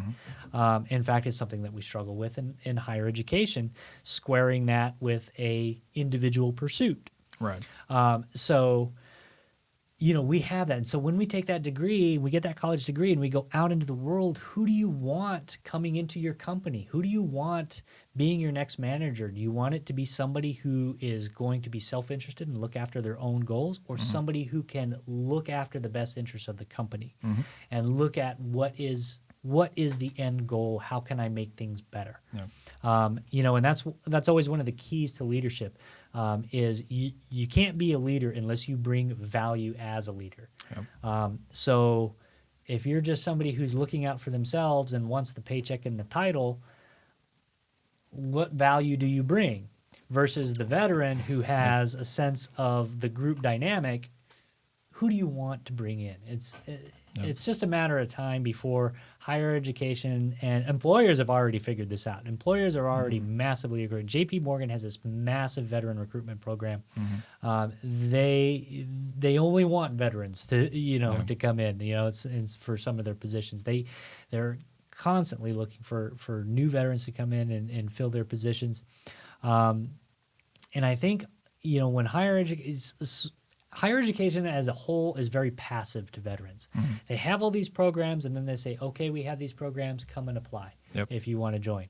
It's very passive. It's going to be the schools that actively go out and recruit, that stand outside DLI and power plant and say, hey, are you sure? That's it. When you're done here, come Like over. Yeah, and like we talked about, like other companies helping pay for it. So it's like, all right, well, we're going to take a chance on you, invest in you, much like the military did. It says, all right, we took that ASVAB. It says you're this smart. Right. Yeah, okay, cool. Like with me, I felt like I got lucky. I don't know if I filled in the right bubbles or whatever I did on that. Right. But it was like, oh, I can be an air traffic controller. Okay, that's one way to change, my family's trajectory. Right. So why don't I do that? And then getting down there, doing the school and all that stuff. Like I said, it's all tied into like personality and stuff. But and that's not me tooting my own horn or anything by any means. But it's you realize you're capable of more than what you've been. Right. So then all of a sudden you can, like you said, you can leverage that. You Right. can take that. You know what's right and what's wrong. And I think to kind of caveat, not to do the safety brief thing, piggyback off what you just talked about. I hate that term. But you have those people that you can put in your company or put in your any type of mix, whether it's whatever your organization is, doesn't matter. It could be a nonprofit. They're going to speak up. They're not going to passively go, oh, I might be going against the flow or something like that. No, dude, that's not right. Or no, I don't like that. And I get in trouble for it all the time from my wife. She likes to make sure I get in trouble for it. No, kidding. But she's going to hate me for this. But anyways, I can be too outspoken. And I don't know if that's military plus Marine Corps, which I'm almost betting it is, No, I don't think it is. I think it's just my personality too. That's a lot of veterans that do that. They're very quick to speak up. Just be careful when you speak up. That's what we need to learn. That's the fine line. Yeah. Right? That's that gray, black, white area. Right. It's funny, especially nowadays. But I actually think it's better because in that mentality, not necessarily mine in particular, but that outspokenness and that actually to speak for what's right or wrong is actually going to win overall. Like we've been in this, oh my God, we got to be so PC and include everybody. Well, guess what? Look at the military community. We include everybody. Right. White, black, I don't care what color you are. We make fun of everybody the same way. We do everything. Right. It's a community that we want everybody to see. It doesn't matter male, female, whatever you identify as, or any kind of race or where you come from or origins or anything like that. Like there's people that I served with that gave up their nationality to become an American citizen to serve. Guess what? I don't look at him as like, but he was originally from Panama or somewhere like that. Oh my God. No, dude, you served with me. You wore the colors. Right. You're doing it. You got to go with an anchor. You want them to succeed. Yeah, and so that's a very good point, and so that's a good example of what we're talking about with assimilation versus acculturation. When you join the military, you assimilate in. It doesn't matter where you came from. You're done being that. Now you're going to learn how to be a Marine or a sailor or a soldier or an airman or whatever the Coast Guard is. Anyways. Oh gosh, I want to touch on that, but I can't. That's all right. Anyways, I might get in trouble for that. So that's a good example of assimilation, and I was going somewhere else with that. So, but the difference between going back to school, so military, assimilate, and coming back. So and then coming back, now we want to that. acculturate. Now, right. The other thing I was going to say is that I came across this book. Somebody recommended it to me. It's an old book, and it used to be very popular, and it's still out there a little bit. I think. It's a generation behind, but it's a very good book, and I read it, and I recommended it to a friend of mine who's a veteran. He was having issues with, relating to other people that he worked with at AT&T, and he's like, I just can't understand the person who's never served mentality. People who have never served, I just don't get them. He's like, I just can't figure out how to motivate, how to plug into them. Which to somebody who's never served sounds silly because at once you didn't know what it was like to serve. But it's hard to go back to that mentality. Exactly. So, because sorry, not to interrupt. But going back to that mentality means going back to pre-18-year-old self. Right. There's probably been a lot of there's been like 7 or 8 iterations of Don Moorman since 18 years old. Okay, so I've changed quite a bit. Anyway, this book is called How to Win Friends and Influence People. It was written by Dale Carnegie back in 19 something. It was a long time ago. Anyway, it talks about it sounds very manipulative. The title sounds very manipulative, but it's not.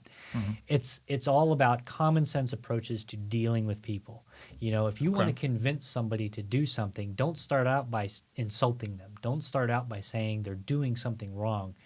You know, you approach it from their perspective at how you can benefit them. It's a really good book, and I don't read it. Get the audio version. Listen to it in the car. Yeah. You'll pick up on it pretty quick. But it's a very good how to manage or how to deal with people who have never served. That's a very good how-to manual.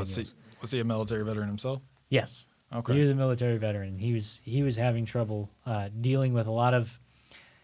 It was making him frustrated because our focus is get the job done, whereas sometimes people have different motivations, and you have to understand that if they're not motivated to get the job done, what is their motivation, and how can you redirect that into getting the job done? I'm curious of what year he wrote this. Yeah, I don't remember. Do you know if he's still alive or anything? No, he's long dead, I think. Dale Carnegie, How to Win Friends and Influence People. Yeah, it's a very good book. So if you're really struggling with that, I highly recommend it. Because I wonder if anybody's, excuse me, sorry, I've been all coffee and hacky and going through puberty. Lovely Texas I'm not the one weather. that has to edit this. I'm telling you, I'm just gonna put it out there and get screamed at for it. Sorry. There you go. Born 1888. Okay, so he died in 1955. Yeah. See, he needs It's a very old book. He needs like a grandchild that maybe. Right, but it's still really applicable today. It's still talking about the golden rule and things like that. Well, that's what I was gonna wonder. How it actually works. That's why I was wondering if it's. I mean, the basics of it can apply to anybody. Yeah. I get but I was just going in the weeds. It's conceptual. Like, it's what not, if they don't identify as this or that or whatever? How does it Right. apply to them? It's conceptual, so you'll pick up on it pretty quick. Yeah. That's a good book, and then the other one I would recommend is the 21 Laws of Leadership. I think it's called by John Maxwell. Okay.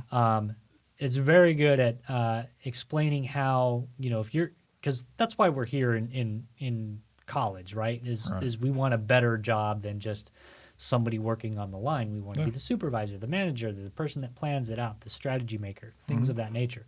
Well, that's leadership. You're getting into the role of leadership, and we have a better perspective because we've seen bad leaders and we've seen good leaders. So we know what the difference looks like. But for most of us who are enlisted, we haven't gotten the formal training in what that actually means to do it. Right. We've seen it, but what were they thinking when they made those decisions? What were their metrics that they used in order to make good decisions? Oh, yeah. It's a very good book into looking into that. 21 Laws of Leadership. And it talks about the different methods of making good leadership decisions and what you need to be thinking about in order to make those decisions. That's good. Leadership is not natural. All right. People say that there are natural leaders out there. Natural leaders are people who accept the fact that leadership is something you have to study and do well at. You have to try to be a good leader in order to be a good leader. And natural leaders are just people who know that. Yeah. So once you know that, if you're looking to get a management or a supervisory position, know that you have to learn how to be a good leader and that you should always be learning how to be a better leader. Yeah. It's very true. Yeah. I can just only imagine, like, because of how society kind of treats everything now, whether it be from a PC perspective or HR, like how it's so broad now to where you do have good leaders or you have good managers and stuff out there that know how to, one, take other people's advice or other ideas, even against their own, but also pivot, kind of ball it up, make it work better for everybody. That was really loud. But for the greater good. Right. So, like, kind of veteran aspect of it. But at the same time, because it is so broad and because there's a lot of potholes that you can eventually get into, especially nowadays, because there's so much literature on, oh my gosh, we can't say this or we'll offend this person, this, that, and the other. It's to be a manager or to be in charge right now would be a lot of fun. I mean, I'm glad it's coming. I feel like it's coming back full circle, and that's very much from my outside in opinion. But I feel like it is kind of, it's not as sensitive, or at least that sensitivity is wearing down, and now stuff's kind of coming back. It all depends because, I would say that that's very true. If you have a position in which it's a very public position, in which you're constantly in the public eye, and that you're going to have to respond to public opinion. Right. Because when we say public, that's a big demographic. But when you get into supervisory management positions, even as a CEO or something along those lines, the demographic that you initially need to worry about is much smaller. Right. So if you're a supervisor, if you're supervising a group of 10 people, you don't have to worry about the overall best thing in the world to say. You just have to worry about those 10 people, what matters to them, know their triggers, know what's respectful to them, and what motivates them Right. to do things, and that's it. Yeah. That's true. I mean, don't recreate the wheel. You don't have to do any higher math than that. You don't have to build the space shuttle in order to get 10 people on the same page. You just have to acknowledge that they are 10 individuals, Yep. 10 people who have 10 specific goals in their lives, and be of value to them. Right. And once you show that you're of value to them, they will trust you, they will respect you, and even if you drop an F-bomb at the most inappropriate time, they'll forgive you. Yeah. And I if think consistency is definitely like the Right. bigger underline there. Like, as long as you're not pivoting and catering Right. to the exact moment because of afraid of offending anybody or afraid of making the wrong move, I think that consistency in leadership is definitely the biggest thing. So yeah, so I definitely get what you're saying. Like that makes a huge difference to be consistent. So that way those, even though they might simple psychology look at it, see it completely different, 10 different ways, they at least know that, okay, that person's attached to it or that leader's attached to it. So Right. we can kind of ease that way and you pivot can as we go. You can have political or personal opinion or religious opinions about which bathroom people use, but when you're in a supervisory role, your job is to get the job done. Whatever task you have assigned to you is to get the job done, and you don't always get to pick your people. Yep. And so you have to make sure that everybody works. So being disrespectful and communicating disrespectful ideas, or at least ideas that other people find disrespectful, it's not helpful to your overall goal. Right. So before you get on your soapbox and talk about your politics, is it worth it? Yep. You can still have these opinions one way or the other tomorrow when you go home. Yep. But when you're trying to get a job done, you have to use the tools that you have in your toolbox, and that just might be the IT professional whiz kid who has certain ideas about how they want to be addressed. Yep. Okay, pick your battles. That's true. Well, I mean, I think, kind of obviously relating to the topic, veterans can relate to that more than anything because you have people from every walk of life and every ethnicity and every race, culture, whatever you want to call it. And I mean, it's a new military now, so we have people that identify differently now than just the standard traditional uses. And luckily, I mean, the military is pivoting and allowing that in some regards and not allowing it in others, which I understand, but they're pretty much their own business, so they make their own rules. It's whatever. And they'll figure it out. And it's like everything. I mean, They've done it for generations. Realistically, though, I mean, if you think about it just from the country aspect, there's so much stuff that's changing, like with, different corporations and stuff that are having to write new rules and laws into their own bylaws right now that you hear about it and you're like, why wouldn't they want that in the first place? But it wasn't a need or even in any kind of thought beforehand. It could have been 2 years ago. Now they're having to write it in. And that's good because, I mean, that's just showing progression and it doesn't necessarily tie it to a military member but that could just be policies for day-to-day operations and stuff like that. It doesn't have to do anything with personnel. Yeah. It's just this is how we do stuff now, and that's and you know what? Businesses know that better than the military, and we ever will. Is that growth is not only inevitable but necessary, so companies are always studying change leadership and growth leadership and things of that nature. Right. And if you're going to dig in your heels and fight the way that the company wants to do things, they have a saying in business: you can get on the train or you can get off the train, but don't stand in front of the train. That's it. I think Chick-fil-A would agree with you on You're that. right, exactly. So I hate it that they're closed on Sundays. Damn it, they're so good. I don't know why you like Chick-fil-A. I can't stand Chick-fil-A. What? It tastes like boat chicken. The boat chicken? Yes, the chicken that we had on the boat. Dude, if you had that kind of chicken on the boat, It was not. I don't think I it's would ever not gotten good. off. It's- So what's your chicken place then? I don't have a chicken place. You know, what I do a lot of cooking. We cook a lot in our house because we have very restrictive diets. Yeah. I have one son that has a very very low metabolism, so he's got to eat very healthy, and he's also a vegetarian. It's wonderful. My wife is allergic to tomatoes, not allergic to tomatoes, sensitive to tomatoes, so I Yeah. have to cut down on the tomatoes. And I have another son who's actually allergic to corn and olives, so no olive oil and nothing with corn in it. Really? Corn is in every effing thing. Let me I was tell gonna you. say, yeah, that's It's like everywhere. cornstarches Yeah. and different flours. So we don't eat out. We don't eat out that much. I do most of my own cooking. Because you didn't give him peanut butter as a kid or something, right? They still don't have peanut allergies. I don't know That's what good. it is.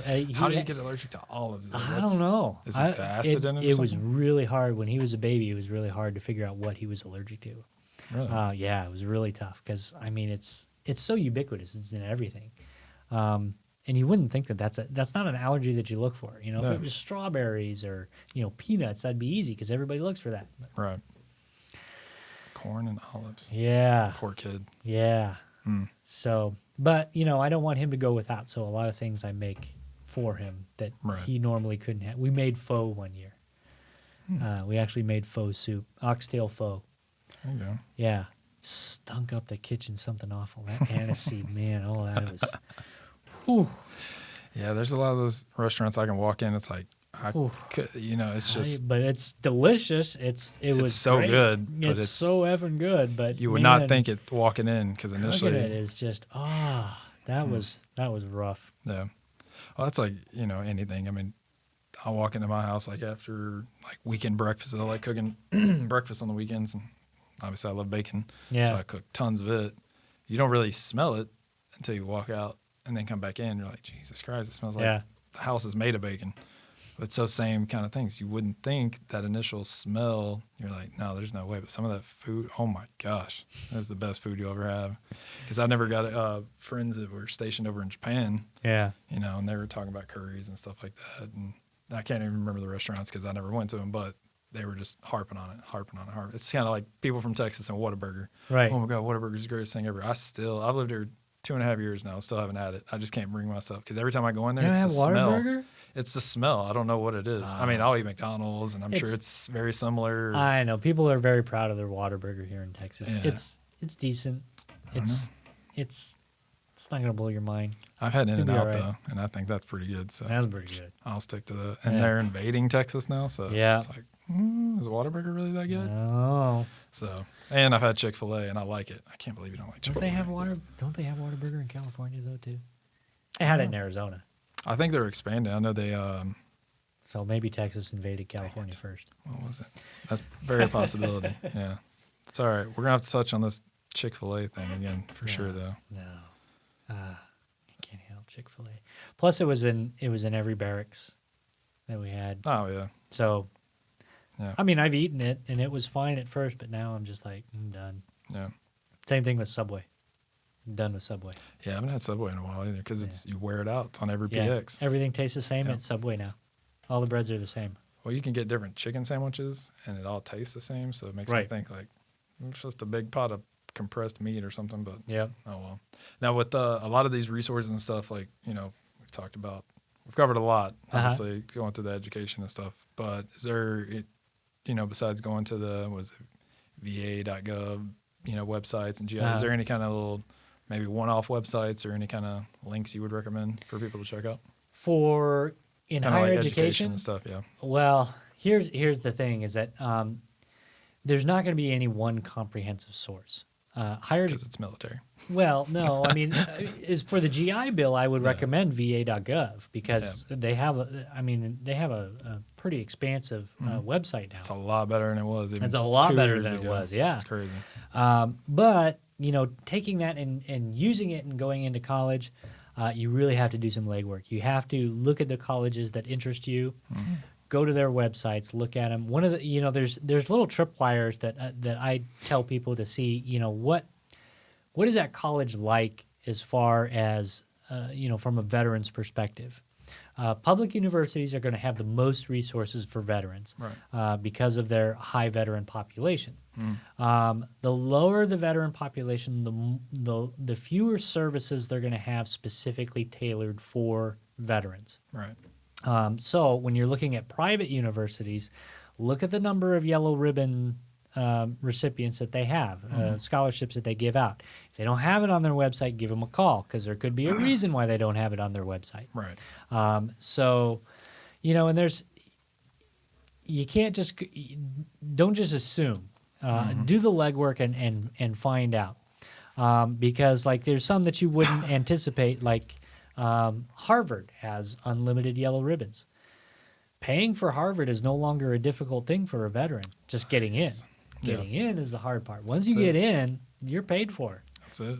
And not only that, but for their graduate programs as well, they have a lot of scholarships and stuff like that. So, don't just assume that because it's Ivy League that you can't afford it. Right. And also don't assume that just because you haven't been to college before that you can't handle it.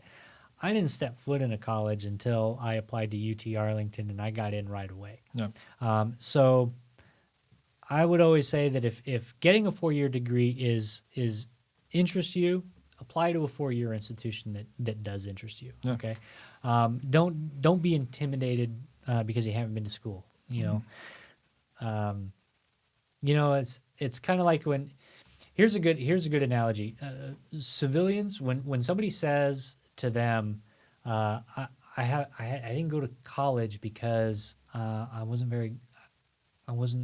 inclined to. I'm not for fancy book learning. That sounds silly to them. Yeah. It sounds just as silly as when somebody says to a veteran, I didn't join the military because I don't like it when people tell me what to do. Yep. That sounds ridiculous to us. Yep. And that's how it sounds to them when you say, I didn't apply to this college because I'm not very good at learning. Yeah. Or, of course you are. You'll be just fine. Don't be intimidated by school. Everything will be just fine. Oh, yeah. Apply and do your best. And if you need resources, reach out. Don't. And here's the other big piece of advice that I would give to all student veterans. Don't wait till you have a problem to raise your hand and say, I have a problem. Yep. There are always resources out there. Call me.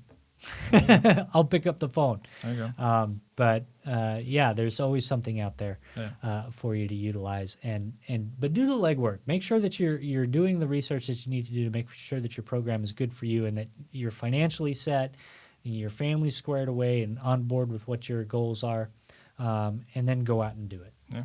Just be a good veteran. There you go. Do good, be good. All right, Don. Well, thank you very much. I You appreciate bet. it, sir. It's a pleasure. All right. We're going to get out of here so we don't have to hit all that Dallas traffic. Right which on. is 24/7, it sounds I like. still got another 3 hours of work to do. Oh, I'm sorry. No, that's right. That That's not sucks. your doing. I'm That's- rubbing it in then. That's my Well, good that's deal. my life. Well, thank you. Again, I appreciate it. We're going to have to do it again for sure.